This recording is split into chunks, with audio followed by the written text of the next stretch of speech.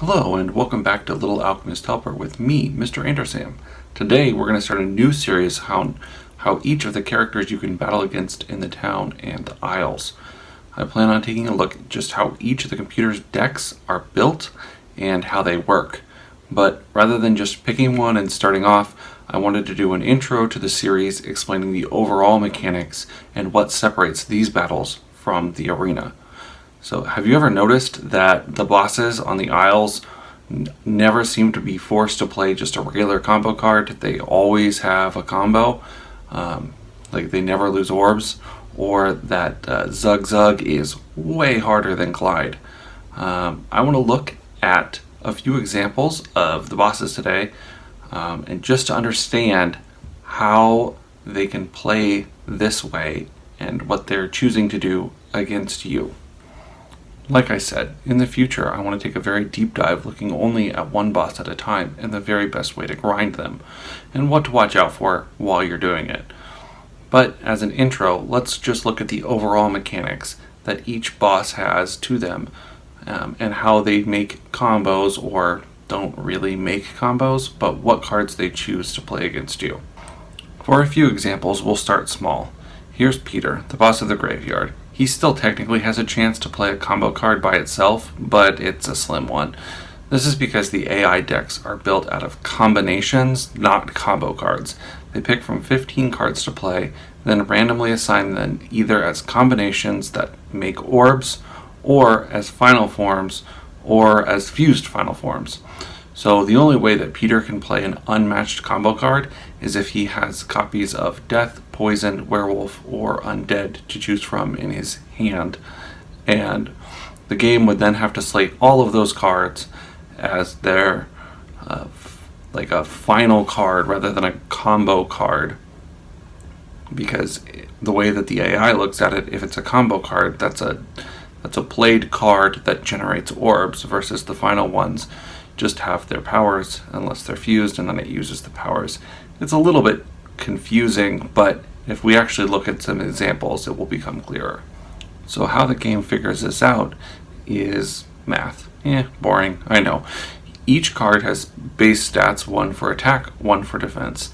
Then, depending on which boss you're fighting, the cards are giving a bonus. If it's a combo card that makes orbs, it will be one thing. If it's a final form card that's either fused or unfused and just uses the orbs, it can be separate. For Peter, the combo bonus is 2, and the final form bonus is only 1. And all of his cards are locked at level 2.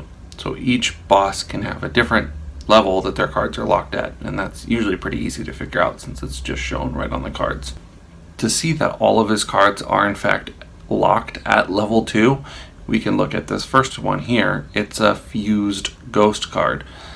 The base stats for ghosts are 6-3, 6 attack, 3 defense, so his being at level 2 would make the bronze final form card a 7-4, which is what he has.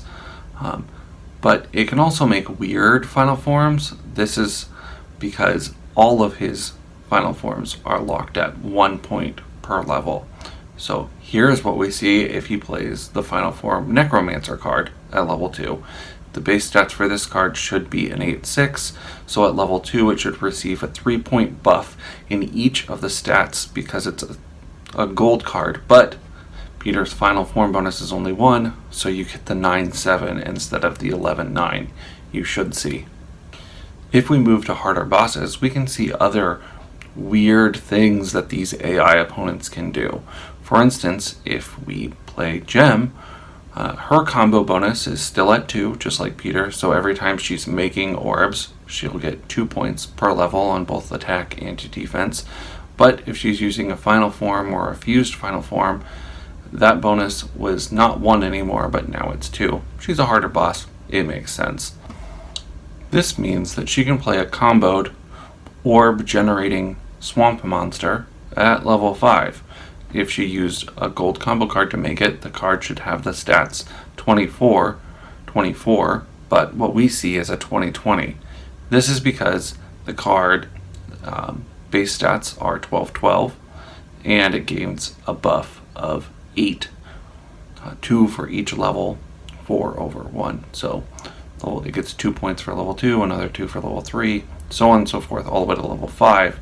So just like it was made out of a silver combo card, this Swamp Monster gets the 8-point buff for being level 5 instead of the 12-point buff for being level 5 that it really should be.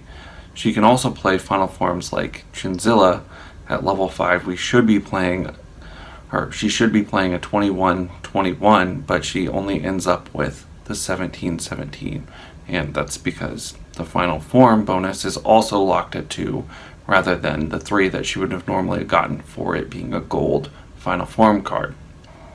This is actually what leads to the huge difficulty spike between the town and the islands. The combo bonus of all of the island bosses is at least 3. So at level 5, each stat ends up getting 12 points added to it versus the slim 8. And so when you're adding that both to attack and defense, it can really add up, especially if you don't have a lot of Onyx cards yourself to just still overpower them. That being combined with the fact that their health grows very quickly on the Isles, it can lead to some really, really tough battles really quick. The same thing is true for the final form bonus. It's set to 3 or higher on all of the Isles opponents, meaning that if they're playing combo cards or the final forms or the fused final forms, you're going to be facing way higher stats than you would in the town, and it's why there's a huge spike between the two in difficulty. So in future videos, I plan to do the next one on Mr. Buttons, who was going to be the opening to the series, but I decided to just do a general introduction instead. So I have some research on him already completed, so I'll start the series with him, but after that, I want to leave it up to you guys to where I take it, in which order I decide to cover the bosses. So if you have a suggestion or a boss that you'd like to see covered, go ahead and leave that boss's name in a comment down below, unless someone's already suggested it, and then just leave a like on that comment. And I'll take all of that into consideration and go back and review the comments as I decide which bosses to go forward covering. So thank you for sticking with me to the end of this one, and hopefully we'll see you again soon. Bye.